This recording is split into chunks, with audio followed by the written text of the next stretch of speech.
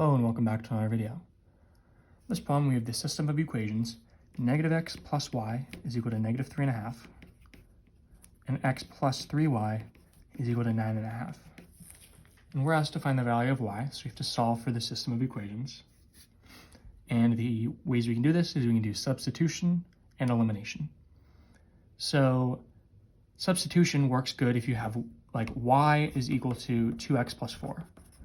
Right, you have if you have one variable in terms of another, and then you can plug that version of y in here to the other equation and then solve for x. We don't really have that here. We could do it. We could solve one of these equations for y or solve one of them for x and then do substitution. But the much easier option in this case is to use elimination, which is where you're adding one of the equations to the other. And to get them to line up, right, if we wanted to cancel the y's here, we would need to multiply this by 3, right? And then we'd have this equation times 3 minus this equation, and then the y's would cancel.